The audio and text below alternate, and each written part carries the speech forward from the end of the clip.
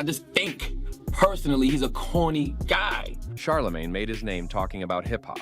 He wasn't on the mic making records. He was on the mic judging them. Over time, he built a reputation for saying exactly what he thought. And when Drake started taking over, he had plenty to say. Because I always say it's 3 sexual orientations out here. It's gay, straight, and Drake. That's when it clicked. Talking about Drake always did numbers. And before long, Charlamagne was mapping out his career. If you can be the next Jay-Z, why would you want to be the next Miguel? And after a while, it stopped sounding like radio talk. People always come to me like, yo, Drake was here looking for you, Drake was there looking for you, whatever. If it happens, it happens. By 2016, Drake wasn't just chasing hits anymore. He was talking legacy, comparing himself to Jay-Z. I used to want to be on Rockefeller, then I turned into Jay. And the second Drake put himself in that conversation, Charlamagne jumped in. Nah, bro, you ain't Jay. Yeah.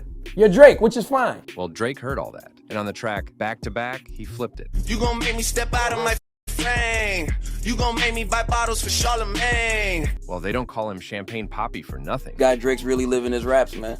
He said somebody was gonna make him buy bottles for Charlamagne. He bought 6 bottles of Dom Perignon. And just like that, they were in the same room popping bottles together. And for a minute, it looked settled. But when the internet started running with rumors about Charlamagne bleaching his skin, Drake saw an opening. And on the track Sandra's Rose, he took it. Backstabbed so many times, I started walking backwards. Like Charlamagne, I see the light and see the darkest patches. That's when it became personal. It has nothing to do with bleaching. Like, you know, it's okay to take care of yourself. You can go get you a chemical peel, fellas. And from there, the commentary just kept coming. Even though he's great, I'll never really have anything too good to say about him. And every time Drake dropped new music, there was already a take waiting. I don't feel like that Tootsie slide was what I was looking for at Drake at this point in his career. Yeah, I want him to take chances with his music, but not by doing TikTok records. Drake put out a song last Friday and nobody cared. What was the song? The Drake and SZA record. This time, instead of ignoring it, Drake went to Instagram, called him by his government, and said Charlamagne has been obsessed with him for years. And then he called him an off-brand Morris chestnut.